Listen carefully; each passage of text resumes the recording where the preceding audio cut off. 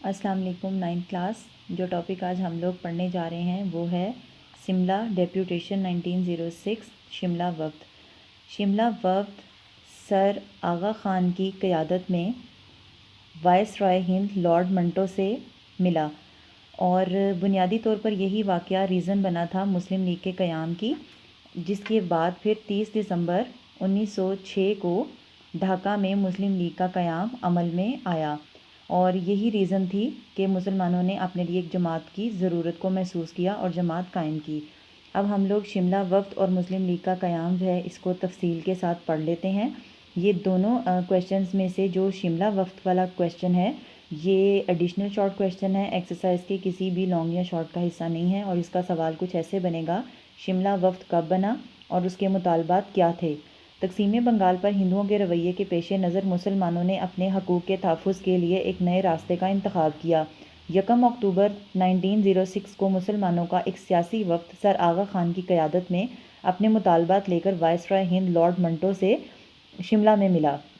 इसमें दो तरह से MCQs मौजूद हैं। एक तो ये कि शिमला वफ़द की जो है वो जाने की डेट क्या थी, वो 1 अक्टूबर 1906 थी और उस वक्त के जो वाइसरॉय हिंद थे वो कौन थे, लॉर्ड मिंटो थे, जिसमें मुसलमानों ने जुदागाना इंतखाबात का मुतालबा किया, यानी अपने लिए इलेक्शंस का मुतालबा किया।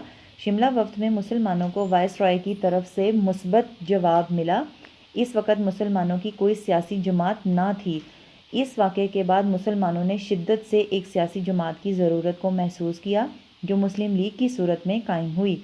1909 में मुसलमानों को जुदागाना इंतखाबात का हक़ भी हासिल हो गया और आप ये देखें कि यहाँ तारीख़ जो लिखी हुई है 1909 है और मुस्लिम लीग का क़याम अमल में आया था 1906 के। तो 1906 में जब मुस्लिम लीग कायम हो गई तो उसके बाद फिर वो एक मजबूत जमात के तौर पर उभर के सामने आई। तो इस तरह मुसलमानों को 1909 में जुदागाना इंतखाबात का हक़ भी हासिल हो गया। अब हम लोग आगे पढ़ेंगे कि मुस्लिम लीग का क़याम 1906। इस्टेब्लिशमेंट ऑफ मुस्लिम लीग 1906 30 दिसंबर 1906 को ढाका में मुस्लिम लीग का क़याम अमल में आया। इस क़याम के अहम मुहर्रिकात ये हैं और यहाँ ये जो पॉइंट हम लोग पढ़ने जा रहे हैं जिसके आगे आप लोग देख रहे हैं कि 4 मुख्तसर पॉइंट भी बने हुए हैं, ये एक्सरसाइज के क्वेश्चन नंबर 2 शॉर्ट का आंसर भी है कि क्वेश्चन ये है कि मुस्लिम लीग के क़याम के मुहर्रिकात क्या थे।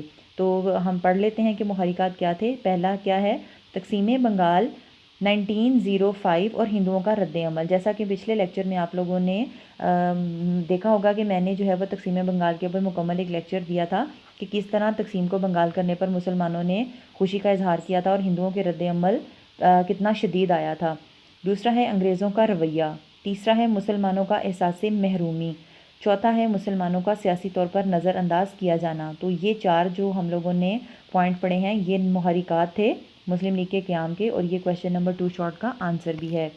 इसके आगे हम पढ़ते हैं कि इन मुहर्रिकात की वजह से मुसलमान जो अंग्रेज़ों और हिंदू ताउन की वजह से दब गए थे मुतहरिक हुए और एक मुश्तरका सोच के दायरे में आ गए। मुसलमान लीडर इकट्ठे होकर वाइसरॉय हिंद से मिलने शिमला गए और वापस आकर अपने आप को सियासी तौर पर मुनज़्ज़म कर लिया।